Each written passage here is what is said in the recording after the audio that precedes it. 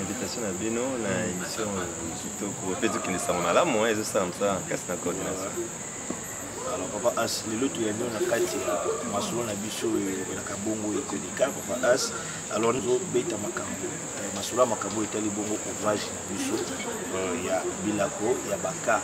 Donc, Bandeko, Bazali pour la Nabiso, la Banda pour la Bongo, Papa As. Et là, on a une basengeli Koeba, Nama Eko est allé bongo Baka. Alors, na buku yo to bengi bilako ya baka nini toyeba ezali moko ya babuku ya suka. Donc tobi ya suka teke misusu kobima mais le dernier en date na etali publication oyo ma père général a bimisi a publié na etali milulu ya bilako na émission qui donne la coordination à Kinshasa parce que monsieur ezali ebimaki avant misu pe koko bimasima mais na moya lelo o nde tokoloba boye buku ya suka yango wana ebimi bana eloka liboso ya mibale koyeba nini etindi ma père général abimisa buku oyo boye baraison eza ebele ye moko na kopesa exemple ye moko apesaka un exemple simple abinga aza ma père général. Il y a un groupe qui se donne à Kinshasa. Babenga na sala promesse na paroisse Songolo. Na komi kuna bango bazana lolenga bango osala makambo. Ngande sango ngande mapera mais bango bazo sanga ndenge bango basala. Na kena paroisse mususu ndenge mususu. Na kena paroisse mususu alors la père général a moi perdu. Alors comprendre l'autre mais non, c'est pas normal. Comment groupe moko il y a ici comme moko groupe ka na Kinshasa ils le moko mais ma paroisse na paroisse le lingue na moi ça la makam et puis quand ma père général na komi non et ça le rôle ba mon consulat dirigé ba komi ko diriger oui a komi au lieu ya lo bandenge ce qu'on dit que non koto ba te za biso ça rabo mais comment vous dites que ça rabo nga ma père général alors pour na ko sala sabatu ba lo ba langage même langage de akanisaki ko kamata milulu ko tia na buku. Il faut aussi dire que depuis un temps, vous comme on peut dire que sous pendant mingi te mon na te kala les alaka vraiment nous à notre époque là tous ba bakisi to ko ba ya to zaki na moi c'est la bis moko mais kala pe bungi. Donc ça existait déjà. Un fascicule existait mais et puis qui a disparu et qui a fait que clan à clan va commencer à commander ba kanisa. Alors oui. Alors qu'est-ce qui s'est passé? Na mois à janvier il y a 2020 ma père général a bien ça qui devient à l'état généraux. Il y a un groupe qui est dans Norit. Chez les Kinshasa. Batali m'a rebellé dans quatre kuna notamment barit, ba pratique.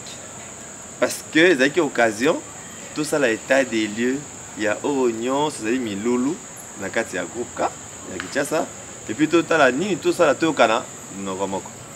Alors on a cadre wana puisque groupe ka existait déjà. D'ailleurs, on a 4 états généraux là, on fêtait le 40e anniversaire. Donc, 40e anniversaire, ça veut dire 40 ans, le groupe a existé. Alors, pour nos constats, Milulu, on ne devait pas inventer la roue. On ne devait pas conseiller le basique. Alors, qu'est-ce qu'on a fait? On a des recherches. Vraiment, les gens ont fait des recherches qui ont quels documents. Tous les gens n'ont pas de documents. Tout le qui n'a pas de documents, ni n'y a que refléter originalité, authenticité. Nde tokuta na mukanda ya Monseigneur Muyengo à l'époque avec non sango ma père Muyengo a commis heureusement ce document nous a aidé surtout par rapport à source na yango ba comment déroulement milulu ya bilako yango moni na mukanda ma père abimisa bi bilako ya baka qui doit norité version Monseigneur Sébastien Muyengo actualisée. C'est pour dire que tu as inventé tout le bon ah bino comment mutu na ndenge na kosala makambo te totala ndenge nini kala ezalaka donc ce qui te go lo la pe mo muke bilako ya bakango et tirer moi fondement nango na Vraiment. Recueil Monseigneur Mouyengwa Komaki est vraiment actualisé. Il y a une particularité, il y a Mukanda, c'est vraiment d'originalité. Et c'est pas que Moutomoka Bande qui a inventé ma cambo comme non. Toujours pendant la source, Monseigneur Mouyengwa a la source très fiable dans mon bouteille du groupe K. Et quand on a dit actualisé, c'est parce que totali ni ne vendait que ça dans ma kala, na n'engue comme lelo. Par exemple, na 4 ans à kala, na 4 ans voyage à Sisi, ba moko basé la possibilité comme yaya. Car on a même milulu wana ya mesu wana, ba là tu vas faire ba yaya. Non, ba comme ba stagiaire non, et l'autre côté d'ailleurs ngai mon clan Saint-François de Sales, première promotion et ça la marabongo. Ba o ba Sisi saka, kaka na mesu wana, je me souviens encore un père na biso avec makolo, elle m'a fait très fort. À Sunga groupe quand ma kabebe la porte biso na kaka na mesu wana babimi allez ba longoli ba ti bamba la bango apolo bazongi ba ta baskafa ba yaya kalizaka ka bongo mais les asso bongo te moni alors moi ba actualisation na ba précision et puis ça mis par rapport à l'élo mais l'essentiel c'est vraiment Monseigneur Mouyengwa en tout cas to komi sinzambe pona mukanda wana tozoki yango parce que yango des sungi biso tozongi biso tozonga na origine na authenticité ya makambo yango. Donc c'est alors mukanda oyo pe ko sunga biso pour désormais qu'on parle le même langage. Voilà, merci beaucoup papa Astanis pour na moi pour les wana au teli biso na mai oyo teli bongo mukanda wana bila ko ya baka ouvrage wana ma père général a bon la disposition ya ba claim. Alors papa As, seulement dans ces mêmes documents, quels sont les rites qu'on retrouve à l'intérieur, puisque na kati wana encore les bilako ya baka toujours kabilako sûrement il y a des rites où ils ont la kati où ils permettre à ce que bilako yango et salem. Donc la rite nini na kati ya document là ceux qui to sombi to komona pour essayer de biso neti na mukanda oyo so totali yango ne na bi essentiellement to s'inspirer que na mukanda Monseigneur Mouyengwa na explication c'est vraiment j'ai aimé. Donc surtout quand on a mukanda on doit en avoir les cœurs nets pour to inventer. Alors on a kata mukanda to kuta liboso to benga ka rite d'admission, to rite d'entrée. Ndenge nini bana sika bakotaka groupe kizito na rite. Parce que le peut comme n'importe quoi, hein ba t'entendez na bango. Donc mukanda ezo ko pesa biso clairement na ba détail qu'est-ce qui doit être fait et comment. Rite d'entrée. À part wana tozana ba rite ya passage à l'étape. Mon différence c'est entre promesse na passage à l'étape. Mukanda o peut son studio bango. So to lobi rite ya passage. Tout comme on a bana batu deuxième baké troisième. Tu bana batu troisième baké quatrième. Bango basa la promesse était. Ça c'est vraiment très il faut ngonga to bango. Le document le dit. Ba clan en tout cas to kamalam. Bana deuxième troisième voyage, baké troisième basa la promesse était. Bana troisième quatrième basa la promesse était. D'ailleurs Monsieur Mouyengwa lobi bango ba ko kundola bilako basa la et il passe donc bah ya bazo kambala moko non tout confondre te bana bana ya deuxième baké troisième basa ka bila côté bana troisième quatrième basa ka bila côté il va renouveler la bila kona bango et puis lobi sans savoir est-ce ka ba ko kende. Donc dans lobi toi na rite d'admission, toi na rite à passage et puis toi na rite à promesse. Ba o basa ka promesse de bana ya premier voyage.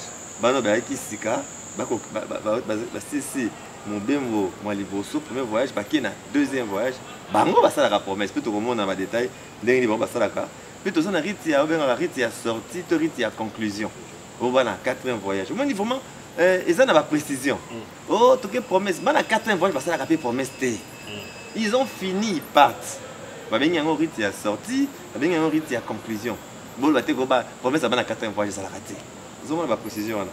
Mais awa particularité mso mukanda oyo ma père en général à lobby so bolati scarf ya ba ma père parce que ça peut moi mutuna question monene et c'est le quoi kawa ezaki na ndenge tout ça. Ici nous avons un document officiel où ils ont koloba lo lenge nini ma père a kolata scarf.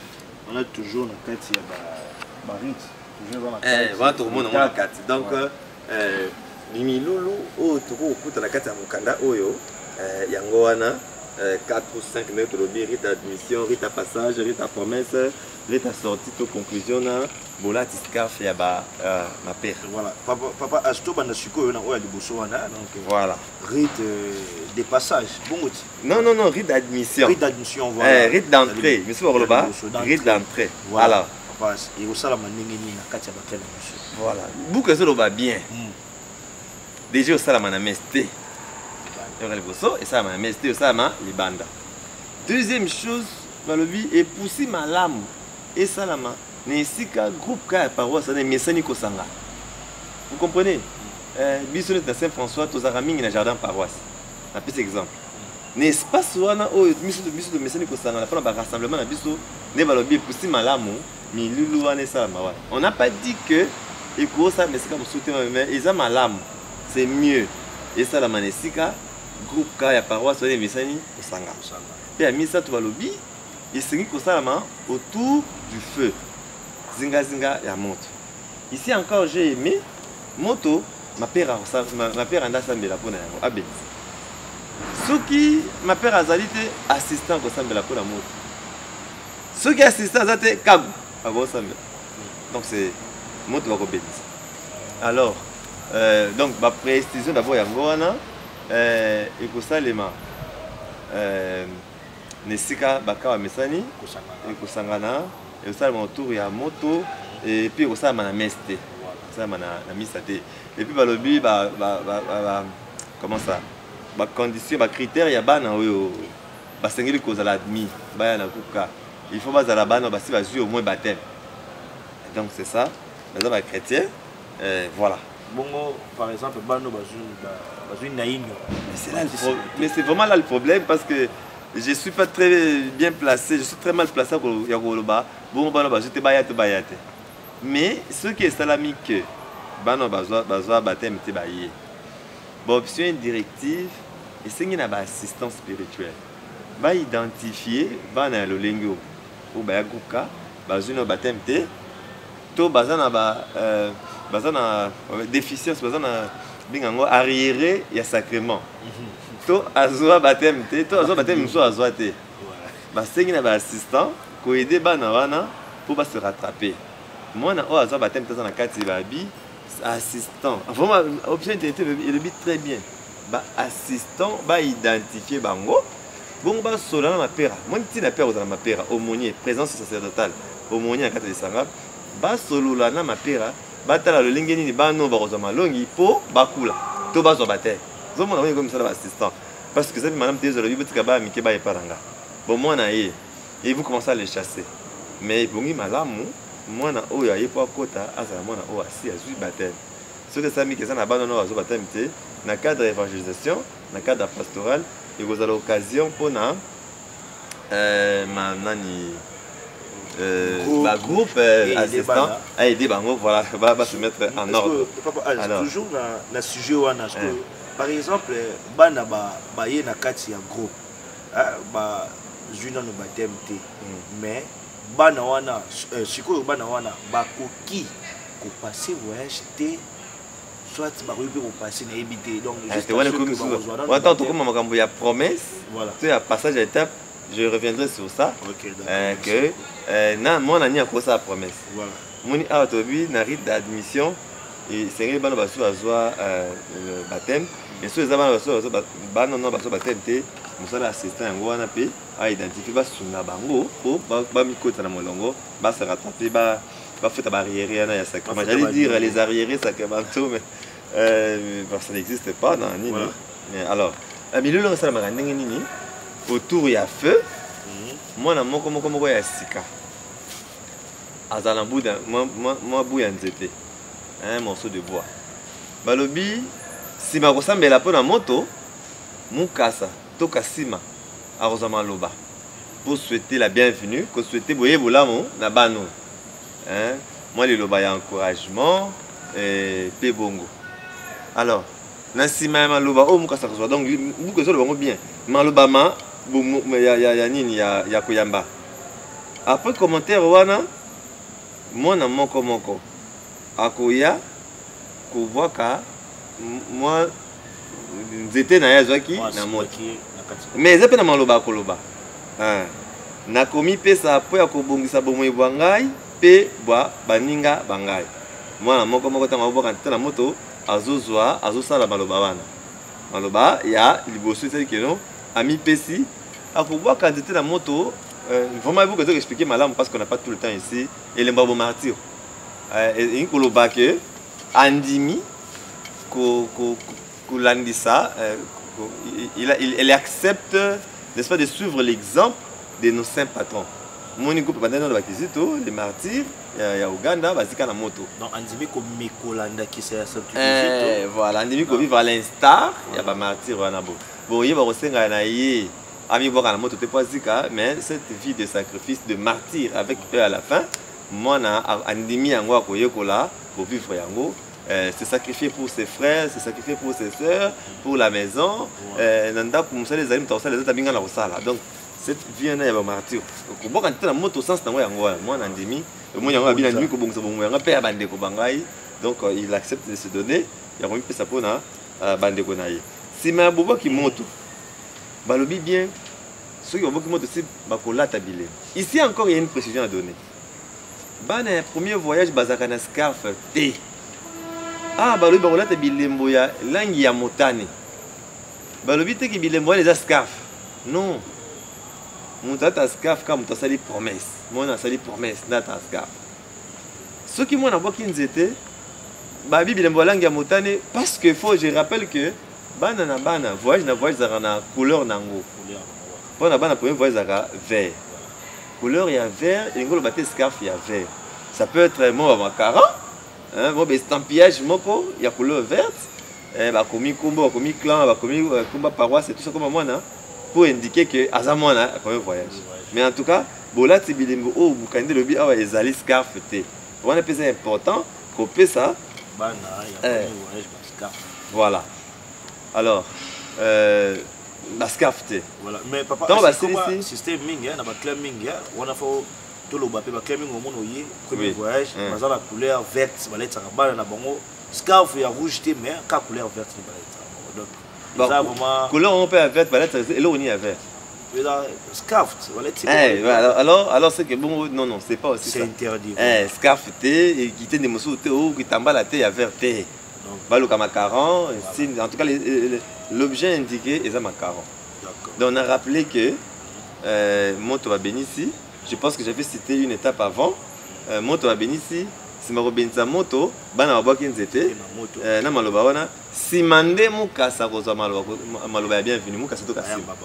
C'est pas ça que j'ai dit avant parce que j'ai mis ça avant comme c'était dans ma bouche. Et on a une synthétisé. Basambile pour la moto. Bana waboki nzete na moto na maloba. Sima mukasa to kasi ma azui maloba. Je vous souhaite bienvenue. Oui, voilà. C'est la communauté qui reçoit maintenant bande gossik. Après maloba wana ndesko to ça plein de jeux.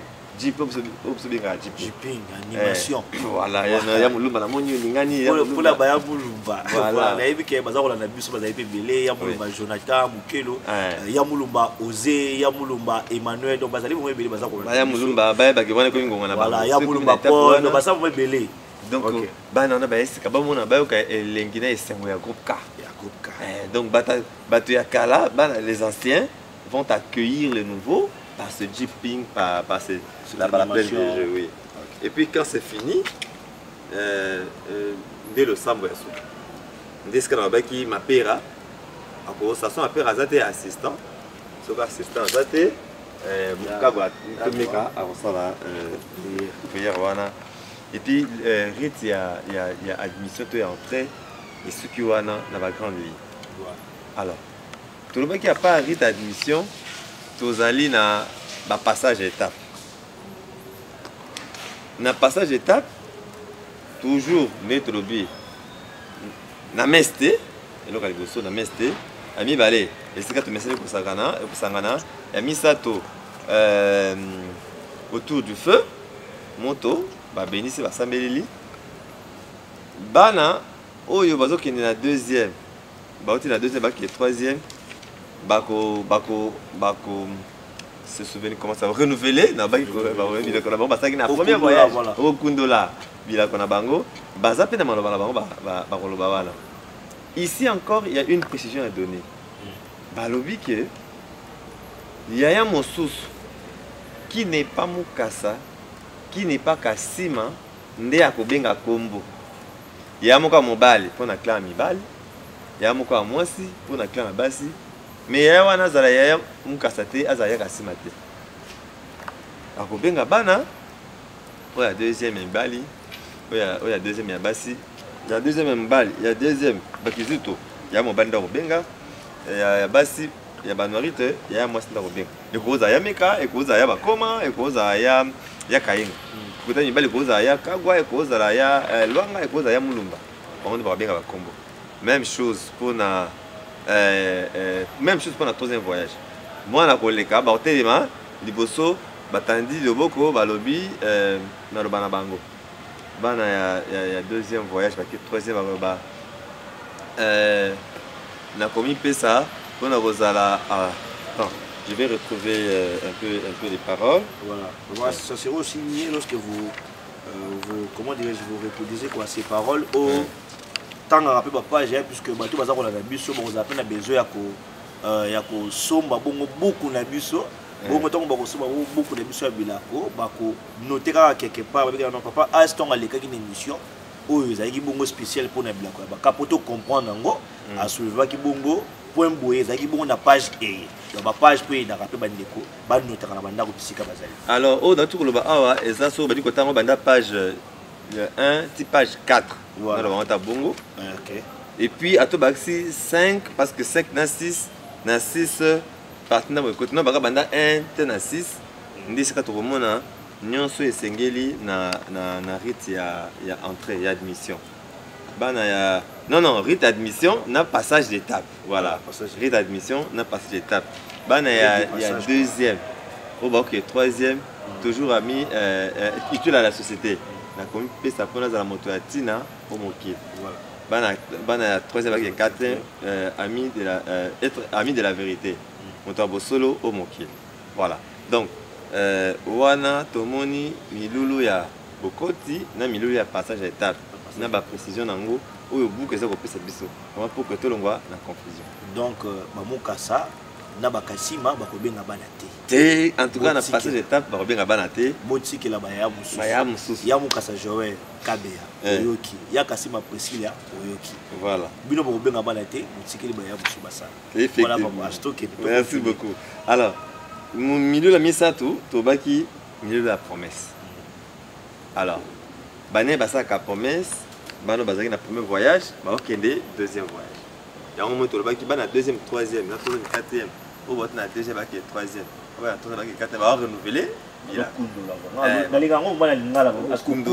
oui vraiment ça la raison ya kundola oui allez ba la premier voyage nde basaka milako balobi ekosalama na kati ya misa. On n'a pas dit que Misa kaya 6 heures d'abord Misa. Parce que photo yeba que milulu ya Misa bila ko baka ezalaka. Donc mukande zali d'ailleurs awa mukande so kopesa biso nyonso. Donc na balo sambo sanga kosa. Na ba lecture bakotanga. Nyonso na katia.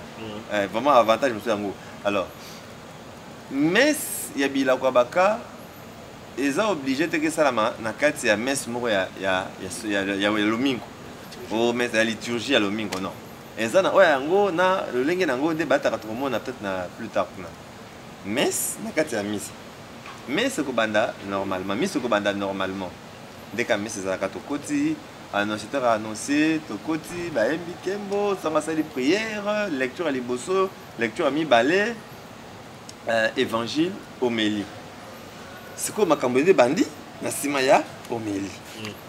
Sima ya homélie milulu ya baka et bandi. Alors, voilà déjà à partir de la page 13 14 homélie. Oui, page 14. Milulu et bandi. Milulu et bandi. Milulu na biso baka et bandi. Voilà. Étape à Liboso, il y a... Ah non, je pense que c'est la page 12, déjà à partir... Non, Lucas, parce que évangile, après évangile, homélie, Maloba, ça c'est... Ok, ça va. Homélie et Sili. Tu commis dans Milolo, à partir de la page 12. Milolo. Ah, Bakoloba, Nani a kosala ni na ngongani. par exemple awa annonciateur nde ako signaler que milieu le bandi malo bezali awa on dit pas tout bandeko tout ça c'est kawa tout komina annonciateur bon annonciateur ngala souetaka le coup appelle na groupe K tous na acteur liturgique au bazar appelle na groupe malamu qu'on négocie na bandeko électorat pour que ça la moko ya biso ce que ça moko ya biso ça malam parce que azar annonciateur il est à annoncer déroulement à milieu. Hein, il est souhaitable comme ça. Mais sinon, à milieu, il est annonciateur ça. Et puis, les autres koloba, Mukanda Oyo, ils ont koloba dans la mesure où ils allaient messe yabaka. Ils allaient messe à dimanche, au bactère liturgique basé dans ordinaire. Ils allaient messe yabaka Oyo, batonius basali à groupe K, lecteur groupe K, annonciateur groupe K, choral groupe K, acolyte groupe K. Ah, c'est pourquoi on a un livre, on va le dire que non. Et ce gars annonciateur a zali mta groupe KT non. C'est pourquoi j'ai voulu donner la précision là. Il est souhaitable que bazala ya groupe K pour négocier dans l'électorat azala biso. Annonciateur a quoi annoncer. Et puis babi bon troller après voilà ce gars annonciateur a annoncé sili on doit troller la bana pour ba poussa na esika milieu au salam. Babi bolengeli ba. Bana Kassima, c'est le moment, voilà. Kassima, Mukasa, vraiment comme. Bana baza ko vanda. Kassima, Mukasa koya, akobenga, bana mibal, excusez, bana mibal. Baloga benga bon na komona bongo ya mboka pe ya Christ. Ya Kizito Benilde Maimona. Mona zongisi iyo yaya. Ça vraiment il faut dialogue organiser. Asika pe fobinga ngape akano za TV bato zo ka no bengi. Ah il pas gayo Pourquoi qu'il ngape ha zo. Na roba gayo na suka na moni ofo na ba na suka. Alors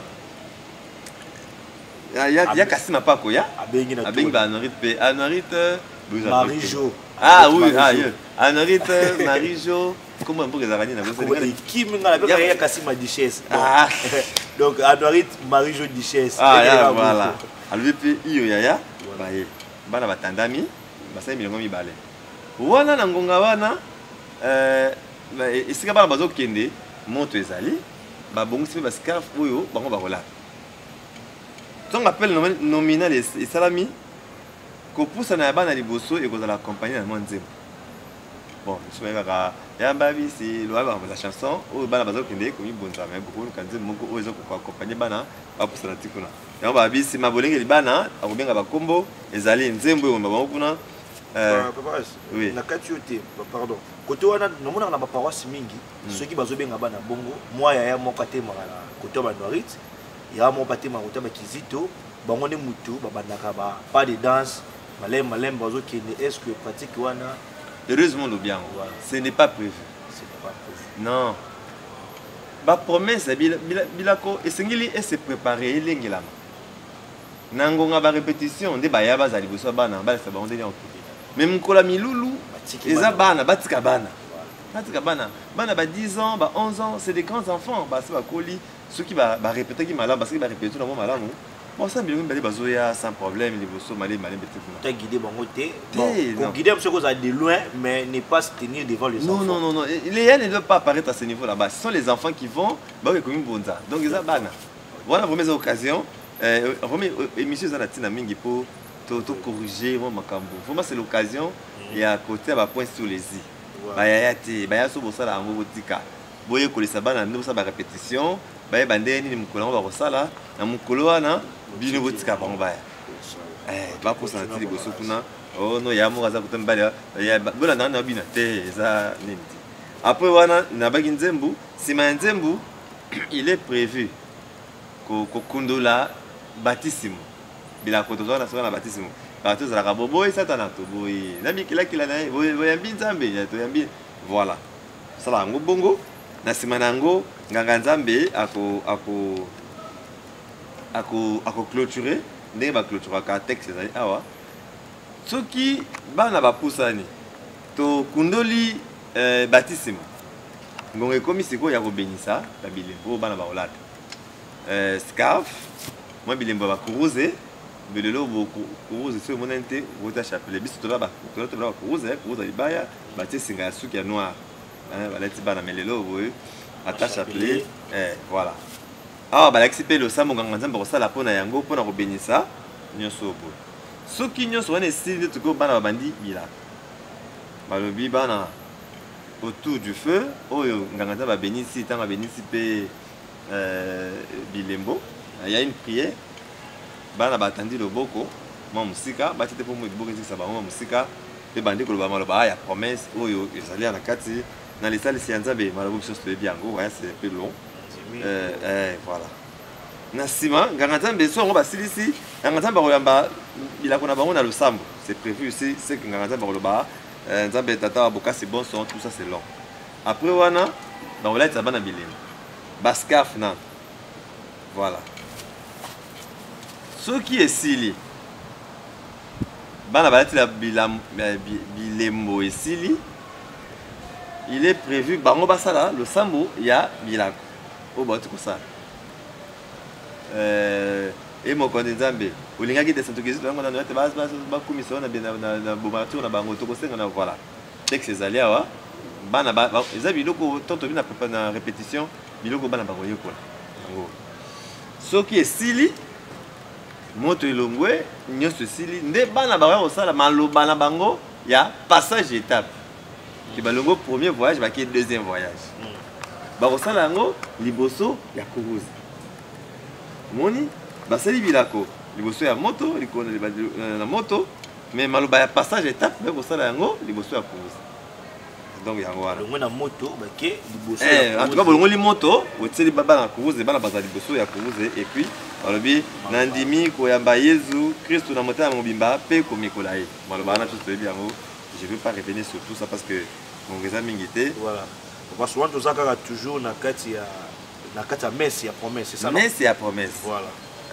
alors messe ya promesse balakisi que na sima wana bilako ya bana esili soki bilaka bana esili ya maloba ya bosukisi ezali bana balobi maloba ya passage étape maloba bosukisi esalemi nsima tocontinue messe na losambo ya lisanga alors na losambo ya lisanga awa mpe balobi boye toujours l'idée ezali ya messe ezali ya groupe K babipusi malamu na bayeba kotanga ezala bana bana surtout bana bauti kosala bilako c'est il faut jeu de rôle bana basala yango eloko eza 5 intentions mwana moko azwi intention moko aye kosala yango mpe kozala malamu mingi epuis sango asilisi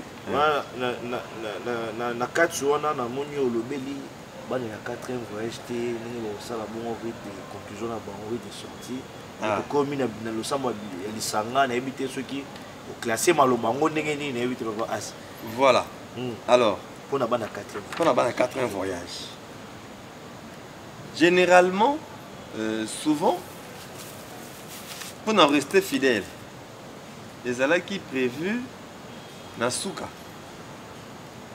mais awa boye soki milulu ya bana ya premier voyage esili bon naloba na bapratique na biso ya mikolo oyo soki milulu ya bana ya premier voyage esili baclôturer tokoki siko rite ya sortie mais avant ça pouvait intervenir après communion babengi bango baretire bango scarf bayembi ndenge toloba yango mais osali malamu ndenge otuni donc on y revient alors biloko ya bana esili avant prière avant oui na évoquant awa te parce que na déroulement oyo ce n'est pas dit mais na banote bien mokanda oyo na suka et attirer attention na biso sur un certain nombre de choses alors j'anticipe mpona yango que tosala rite ya conclusion soki bana 4e voyage bazali tosala rite ya conclusion na suka ya promesse ya bana premier voyage avant mise kumba wana kosalama ndenge nini bana baza na se mapere anda kobenga kombo instant mapere kobenga kombo bana baye liboso ya altar baza kotala nanu altar bakotala sango mapere donc sika milieu de ça bana 4e voyage basisi mobembo nde bakotelema liboso baotala mapere ntango bazobenga bango bazoya liboso ya altar soki basisi kobenga na kobenga mapere ici on dit baloba toujours nini kosala mapere na kosala yango nani akobenga mapere baye liboso soki baye liboso basisi kobenga bango bakoyemba balobi bana bayemba nzembo ya au revoir. Je reviens sur une chose parce que nzembo elinga na moto moni bana ya premier voyage ntango bakoloba maloba na bango ya promesse basengi na chorale accompagner bango ntango bango bakoloba na lisalisi ya nzambe ya santu kizitu banoto balobi ngondanori te nandimi kosalela nzambe eklise mpe pendant que bakoloba maloba wana chorale eza koaccompagner na nzembo eli mosantu na se bayema makasi te mpo baétouffe maloba no maloba oyo bana baza koloba ifo yoka mais na se lokola na fond sonore naloba ta bongo chorale eza koaccompagner. Alors na niveau ya bana 4e voyage tokotobi nalobi ntango babengi bango baye liboso soki basisi kobenga bango batandami bakoyemba nzembo ya au revoir balobi bango nde bakoyemba mais bakozalaka mingi misato ils ne seront pas assez pour chanter pe yokana chorale eko kosunga bango eko koyemba na bango nzembo wana nzembo ya au revoir en tout cas oyo eza en vogue oyo toyebi oyo mpe mokanda oyo parce que mokanda oyo elobi na biso na nzembo nini toyemba ezali mikanda ezali na bapage ya suka bokomona kote babiki no boyemba nzembo ya au revoir boyembi nzembo ya par exemple encore un autre élément je voulais oublier na bosa na Kenoki bon eza nango na banote bien maintenant anticiper na ozongela na buku soki tokosalela mesi kaka ya baka moi naosa toujours j'ai du mal ya kozongela mesi na biso na ndenge tokomi kosala mikolo boye soki mesi yango ezaka ya biso baka na milulu na biso nde tosala boye soki chorale soki milulu ya bana esili basengi toyemba nzembo ya yonde kokizito ndeko anwari te sepelani mingi voilà. Alors mais bon mona ke lelo avec bapratique oyo boye on n'aura pas le temps ya koyemba nzembo dans la mesure où tosali messe ya promesse na kati ya messe moko ya yenga tokoyemba nzembo wana te me tokoyemba nzembo ya imdeka na suka milulu nyonso mais dans la mesure où tosali messe kaka na bilako na kati ya messe ya baka na suka ya promesse ya bana premier voyage so basisi nyonso bayembela bango nzembo yo ndeko kizito ndeko anwali te sepelani mingi konga ebeti voilà.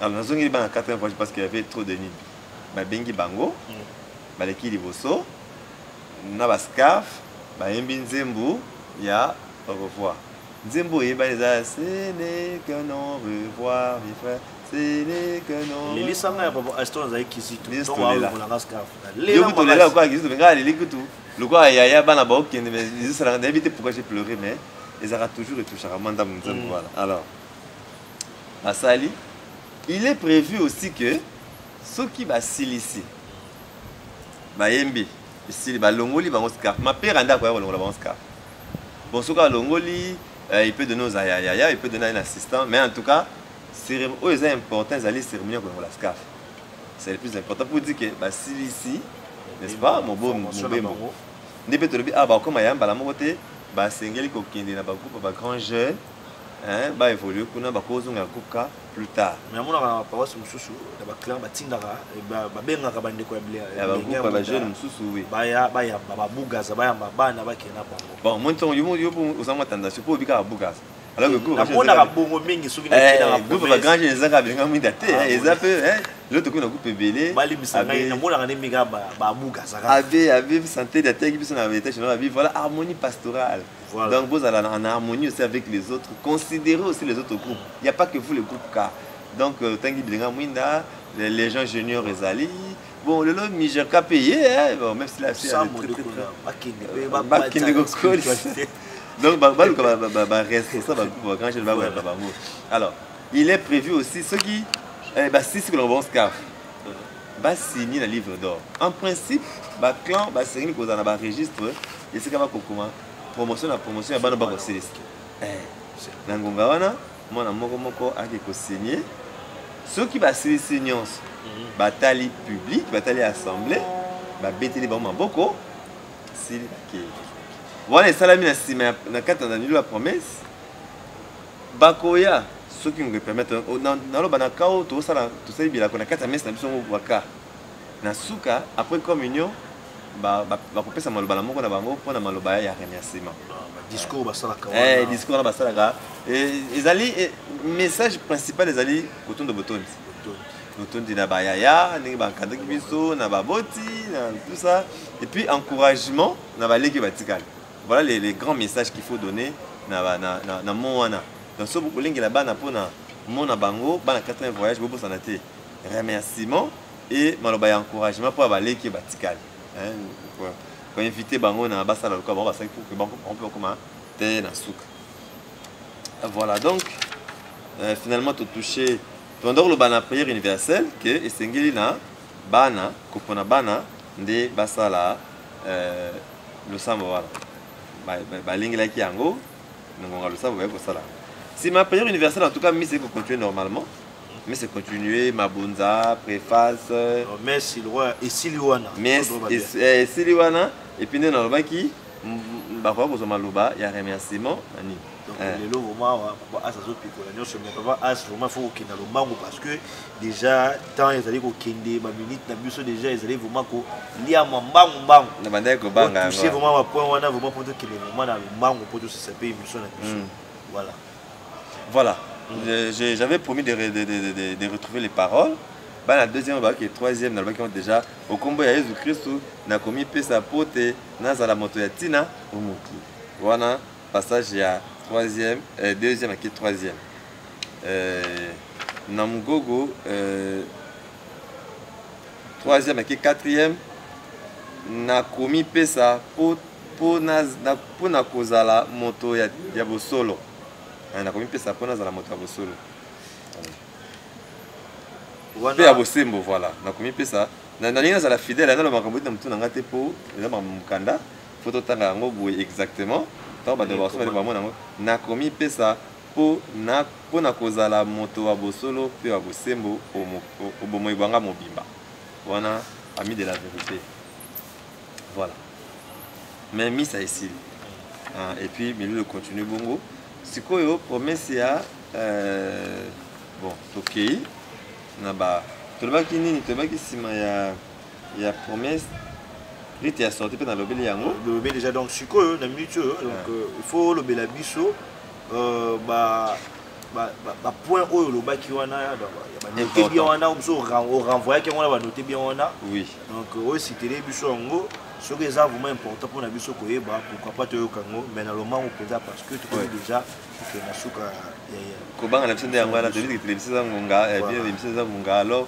hôtel na soutenir ni olingo bambango bosene mo eloko tout ça ba kozali bakwa kolanda ngo ya koyoka makambo susté déjà mukanda mukanda exactement oui dans le baki pe molulu ya bolati scarf ya bomapera voilà surtout ça wana eza très important ba yesi biso mapera kwa ta scarf ndenge ni soki na messe wana ofu mapera moko ala ta scarf mapera mosusu azali sango mosusu wana ndako leta scarf.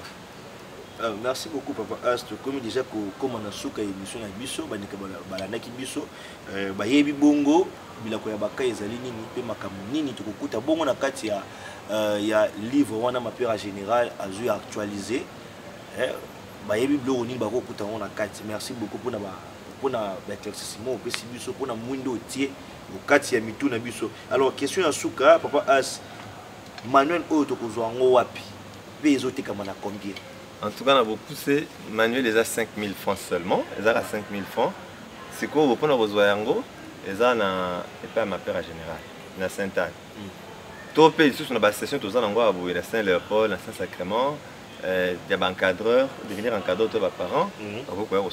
Donc tout le monde il y a blond dans le bien pendant la tout ça parce que ils viendront. Bateau ba olinga ba yeba sous mingi car na kati livre 5000 francs ya pamba.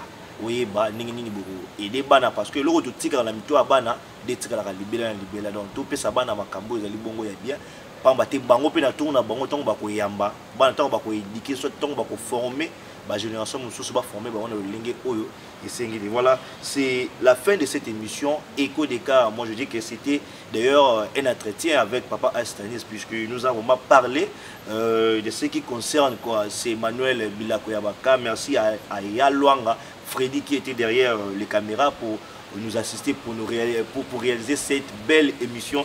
Aussi à Yamukasa Benud, n'habite sur la tête comme on est bien, ils ont ma casse donc Yamukasa Beni, Oyo peut assister sur la émission Oyo, donc comme on a bongo d'abord émission Oyo zali bongo kolanda, pour na ngai na bino tout ce qui lelo awa.